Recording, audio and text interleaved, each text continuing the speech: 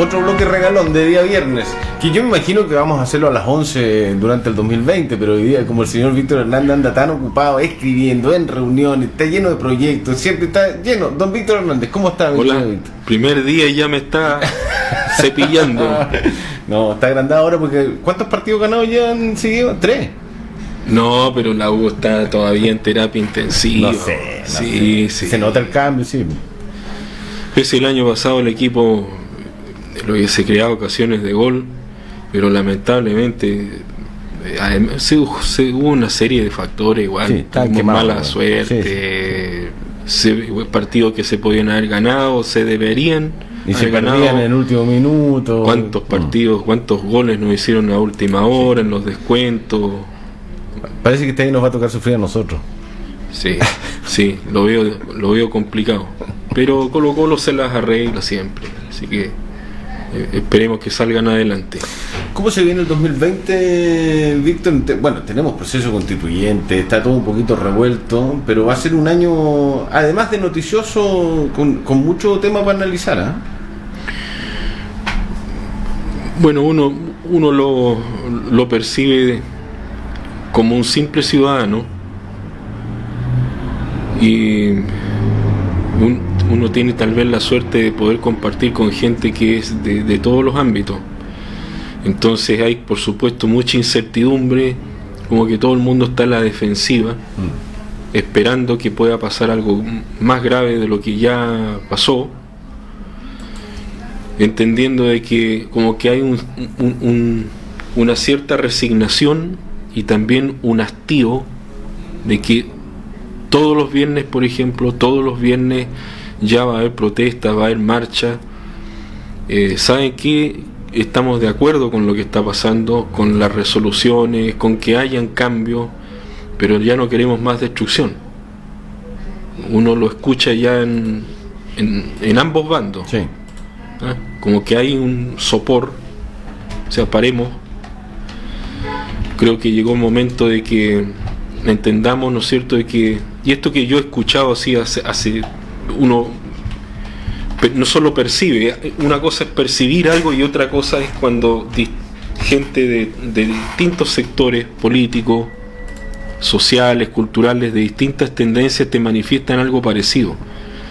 Te dicen, ya, más allá de lo que está ocurriendo, de lo que tú quieres para el día 26 de abril, para que se haya un cambio en la Constitución, o haya una nueva Constitución, o se mantenga la actual, independiente de todo lo que ha pasado, lo que ya queremos es que no haya más destrucción, más saqueo, más violencia innecesaria, y que unos pocos que de repente son los que ensucian todo lo que realmente esto podría ser una fiesta incluso, se está tornando peligrosamente en otra cosa. Entonces da la sensación de que se está confundiendo todo. Absolutamente. Y eso también está causando escozor, incluso en la gente que promueve este gran cambio social.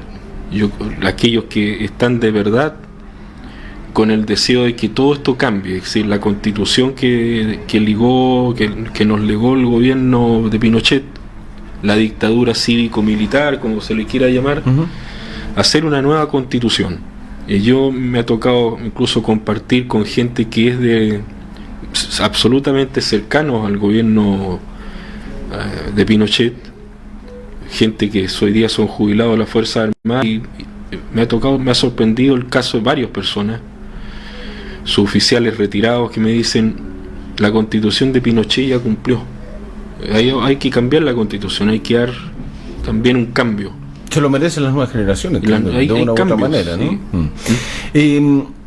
¿Tú tienes recuerdo, hay registros de que el centro de Punta Arenas haya estado como está hoy día, con incendio? Mira, acá hay un triángulo perfecto, ¿no? AFP Hábitat, Colón con Boris, hoy día a la mañana la Casa de los Derechos Humanos, destrucción, yo te diría, desde Sarmiento hasta Plaza de Armas y alrededores, por cierto, los locales tapiados. ¿Hay otro momento en nuestra historia a nivel local donde hayamos tenido la ciudad así? O sea, nunca como uno interpreta o entiende cómo es la ciudad de Punta Arenas. Claro.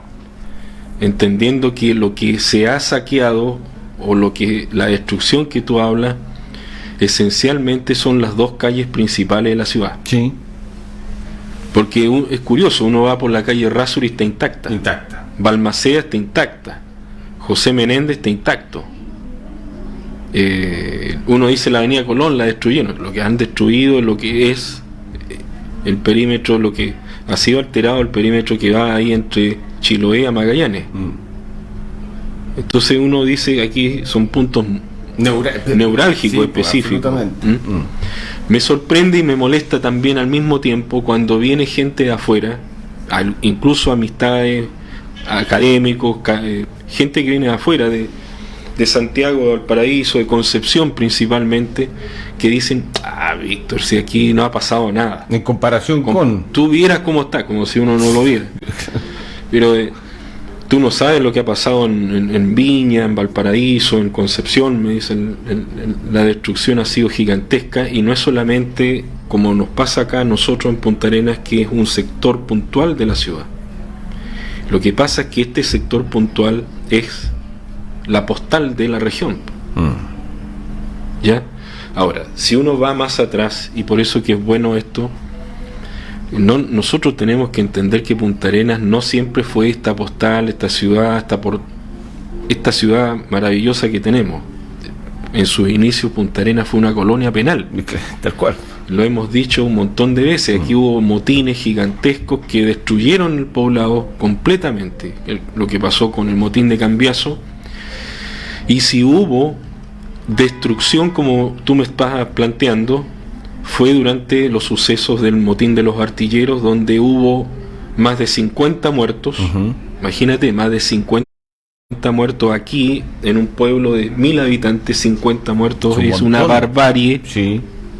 ¿Ya? Y eso hubo, y creo que me estoy quedando corto, fueron más, con además 9 fusilados, que esto lo hemos hablado. Lo hemos contado acá. Lo hemos contado. Entonces, acá la vueltita. Acá la vuelta. Entonces, los fusilamientos se hacían, por los que no han estado sí, en el programa, al frente del Teatro Municipal. Al frente del Teatro Municipal. Donde está el kiosco. Mataron a 9, fusilaron a 9 ahí, a uno le aplicaron el tiro de gracia. Entonces no siempre hemos sido esta ciudad tan afable, tan maravillosa, sí, tan europea, porque sí, lo que tú escuchas siempre, si esta es una ciudad distinta al resto de las otras ciudades de Chile, siempre hemos sido gente tranquila, le echamos la culpa al que viene llegando, la gente mala del norte. La gente, claro, por ahí hay un letrero que dice: aguante gente mala del norte. Como que dejando en claro, ven, nosotros venimos, los del norte venimos a hacer presencia acá. Y ¿Pero existe esa teoría? Pues, bueno, una teoría que está es factible, pero hoy día, te insisto, está todo muy mezclado como para decir: mira, acá hay responsables, esto, otro. Llama la atención que estamos rodeados de cámaras. Pero están todas malas ya. Pero hay que volver para atrás cuando se colocan las cámaras de la ciudad y funcionaban. Sí. Por cualquier cosa tú ya sabías qué es lo que pasaba. Control absoluto. Bueno, ahí hubo una inversión, entonces, millonaria. Una inversión millonaria, ¿no es cierto? Bueno, ¿y qué quedó todo eso? Sí, yo no creo que hayan 10.000 personas que estén asaltando, que estén saqueando, que estén destruyendo. No, es un grupo. Son pequeños grupos, ¿no es cierto?, que están alterando todo.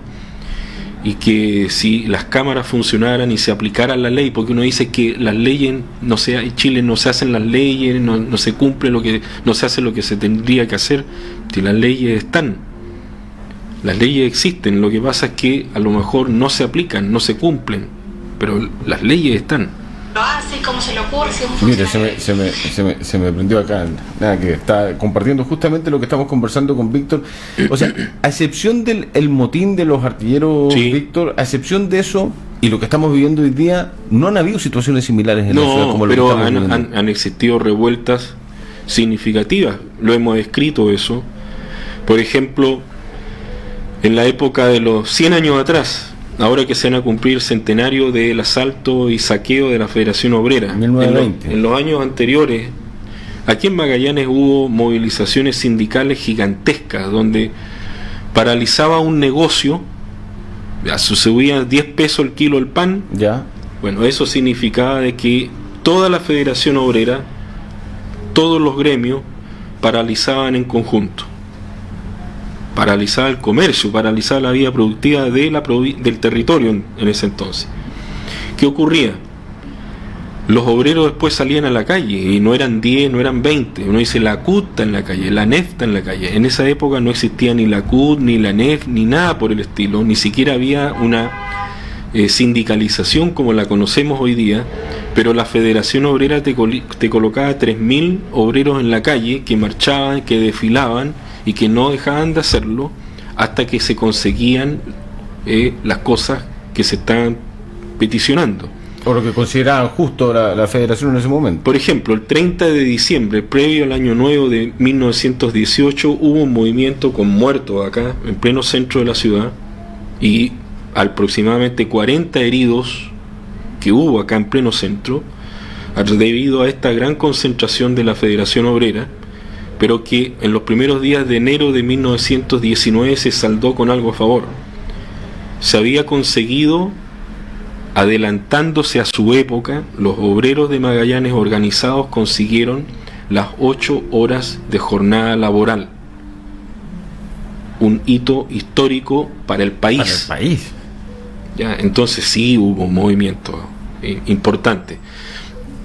Ahora, otra cosa es sacar 3.000 o que marchen 5.000 personas en la calle pidiendo reivindicaciones laborales y que los 5.000 obreros salgan a destruir, salgan a romper vidrios, salgan a quemar vehículos. Eso no ocurría. Eso no ocurría. Eso no ocurría. O sea, si había violencia eran enfrentamientos. Eran enfrentamientos. Pero no se destruía la... No, ni la propiedad pública ni la privada. Ya. Está demostrado, hay registros fotográficos de la época, cuando el presidente Jorge Alessandri, en los primeros días de 1962, pensaba anular las disposiciones de la ley 12.008 o de Puerto Libre, o sea, terminar con el Puerto Libre. Salieron 25.000 personas a protestar. Hay unas imágenes impresionantes de esa protesta.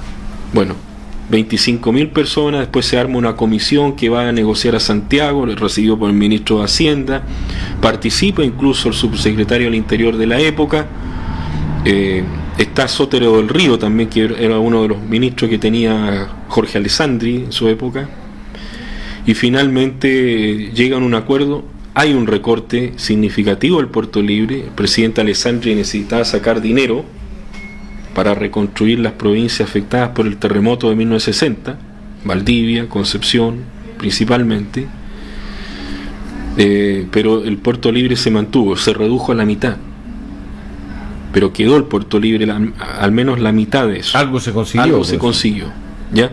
Pero hubo 25.000 personas durante 3-4 días en las calles, y no hubo saqueo, ni destrucción, ni incendio, ni vandalismo, ningún tipo. Bueno, es cosa de ir acá más cerquita nomás, en el paro del gas, tampoco hubo destrucción, más allá de barricadas, 26, 27 piquetes, pero no se destruyó nada. No, nada. Entonces, es también como para pensar, para reflexionar sobre el tema. Mira, el otro día, muy sencillo, ¿no? Estuvimos en una reunión de trabajo al final con la gente del Ministerio de Cultura, porque hay un nuevo proyecto de ley que está enviando el presidente Piñera, Sebastián Piñera, para esto de la ley de patrimonio. Ya. Ley de patrimonio. Ley, imagínate, que es del año 1925. Entonces, patrimonio, ¿qué es lo que es? Son los monumentos, los monolitos, los edificios. Sí. Ya, la arquitectura principalmente. Sí. Pero ¿qué pasa con las cartas? ¿Qué pasa con los documentos? ¿Qué pasa con el patrimonio que se llama archivo, ¿no? ¿Qué pasa? El patrimonio inmaterial. Sí. Ya la Casa de los Derechos Humanos se quema el archivo completo o como pasó cuando ocurrió el incendio de la Gobernación en el siglo XIX, se quemaron todos los archivos con los cuales uno podría reconstruir la historia de la colonia penal.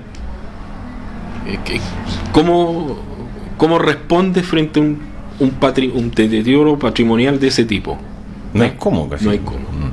¿Te fijas? Entonces, Tú lo decías al comienzo, el 2020 se ve muy complicado porque además nosotros tenemos un lastre, los magallánicos, todos los magallánicos, que tenemos que hacernos partícipes de esto. La mayoría de nuestros patrimonios arquitectónicos, principalmente los museos, las grandes obras que se han construido, sobre todo acá en la ciudad de Punta Arenas, y que son patrimonio nuestro, tienen mucho que ver con este legado que dejaron estos potentados, los Brown, los Menéndez y todos sus grupos familiares y de poder, ¿no es cierto? Sí. Y por lo tanto ellos están en el ojo del huracán y van a seguir en la mira durante mucho tiempo más. Entonces uno tiene que ponerse a pensar, y ahí donde las autoridades van a tener que ver cómo van a enfrentar un problema que va a ser más grave, y que en el caso particular de Magallanes, a esto que estamos viviendo se le va a sumar esta celebración de los 500 años o conmemoración, o ya no sé si van a celebrar o van a conmemorar nada. Yo lo veo difícil. ¿Ya? Pero el asunto se ve complejo en ese sentido, porque hay que resguardar el patrimonio, entendiendo que además nosotros tenemos un plus este año que hay que salvaguardar, que es todo este tesoro patrimonial arquitectónico que se va a mezclar lo nuestro, lo particular de Magallanes, con lo que está pasando con lo del estallido social, por legítimo que sea. Todo este patrimonio nuestro, tanto material como inmaterial, corre serio peligro. O sea, ¿se podría decir que es inédito lo que está pasando? Sí, por supuesto. No. Tiene muchas características que lo hacen absolutamente inédito acá en la región, pero que también coincide con lo que está pasando en todo Chile. ¿Magallanes el domingo o no? ¿O Cerro? No, en el Magallanes estamos haciendo una secuencia sobre los 90 años de la Fuerza Aérea y de la aviación en general acá. Ya. Ahí hablamos de un personaje. Tanta historia acá hemos también. Sí, has contado tantas cosas. Bueno, acá vamos a hablar, escribimos sobre un personaje maravilloso llamado Enrique Abello. Ya. Enrique Abello fue profesor normalista, entró muy joven a estudiar en la Normal Superior José Abelardo Núñez en Santiago, siendo de Chillán. Y en Santiago se especializó como profesor, primero primario, normalista, y luego estudió odontología en la Universidad de Chile. Ya. Pero él nunca abandonó este afán del fútbol, por ejemplo, que lo hemos contado. Llegó a ser capitán de la primera selección chilena. No te puedo creer. Claro, capitán de la selección chilena. Participó, fue uno de los titulares que participó con la primera selección chilena en el primer campeonato sudamericano, hoy día Copa América, en Argentina en 1916. Es el hombre que inicia la jugada para el pase que después se convierte en el gol de Chilena. Vidal. Bueno, gol de Chilena, Chile contra Argentina, se perdió 6-1. Sí, pero el gol fue de Chilena. El gol fue de Chilena. El primer gol de Chilena. Y los argentinos lo bautizaron así. Sí. Enrique Abello. Dije Vidal porque Vidal es el autor del primer gol de Chilena. Bueno, y después Enrique Abello, siendo ya inspector de la Escuela Normal Abelardo Núñez, lleva a dos hermanos a probarse al Club Magallanes, dos hermanos históricos que después fueron profesores, y uno de ellos llegó a ser universitario también, y que más tarde esos hermanos saldrían de ese club y formarían otro, que no me quiero acordar su nombre, pero que se llama Colo Colo, los hermanos David Arellano y Alberto Arellano. Y bueno, Enrique Abello entre medio viene para acá, hace toda una labor social, deportiva, cultural, es fundador del Club Aéreo de Magallanes. Ah, mira. Es uno de los fundadores. Uno de los primeros pilotos, vicepresidente de la Confederación Deportiva, el primer vicepresidente de la Confederación Deportiva de Magallanes, presidente de la Asociación de Fútbol, de Básquetbol y de Boxeo, del Club Deportivo Scout. Y bueno, y las historias como piloto aéreo son espectaculares. Entonces un personaje. O sea, un tremendo personaje, totalmente. Una tremenda historia. Antes de venir a Punta Arenas, claro, y estando en Punta Arenas. Claro. Bueno, la calle Enrique Abello se refiere a ese Enrique Abello. A ese Enrique Abello, sí. Así qué buena historia. ¿En el Magallanes? En el Magallanes para este domingo. ¿Y cuánto tiempo estuvo en Punta Arenas, Enrique Abello? Bueno, él muere acá. Él muere, Murió, pero ¿a qué edad llegó a Punta Arenas? Él llegó a mediados de los años 20 llegó. A mediados de los años 20. Sí, y fallece el 16 de febrero de 1948 con 54 años. Joven. Bueno, en ese tiempo. Sí, y aparte que él era un hombre que le gustaba la vida societaria, era un hombre que le gustaba salir, era bohemio, ¿ah? Era un hombre que llevó una vida romántica, si uno lo ve así en términos generales, ¿no es cierto? Está bueno, interesantísimo para leer la crónica el domingo. Enrique Abello fue como el papá intelectual, era como el profesor, el maestro, el consejero de David Arellano, este gran profesor que tuvo, que después fue el fundador del Colo-Colo. Y debe haber sido en esa misma figura así como paterna, educando, como paterna, de muchos acá dirigentes a nivel local también. Por supuesto. El tema de la confederación, la Confederación Deportiva, la Asociación de Box se le recuerda mucho también. Fue dirigente y presidente del Caupolicán Boxing Club. Es un personaje. Tremenda historia. Sí, sí. Buenísimo. Vamos a hablar de muchas. La gente no sabe por qué se llaman las calles, cómo se llaman. ¿Cuántas veces lo hemos dicho acá? ¿No? Enrique Abello. Enrique Abello, muy bien. Víctor Hernández, un gustazo que partamos esta temporada 2020 como todos los viernes. A las 11 de la mañana. A las 11 si no me da Chao, Víctor, que te vaya bien. Dime 10 segundos y me despido.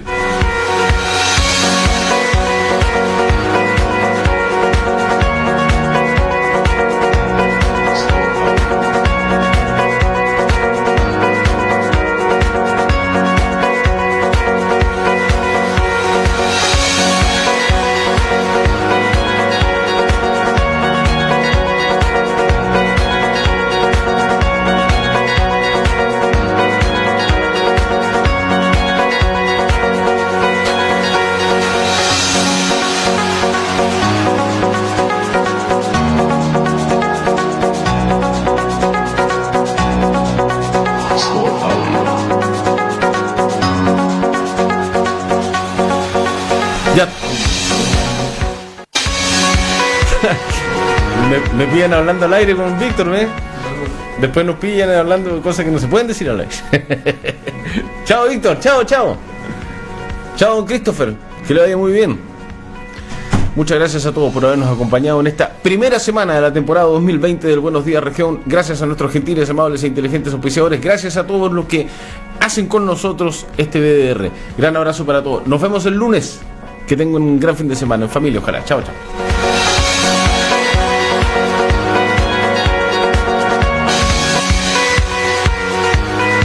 Polar Comunicaciones.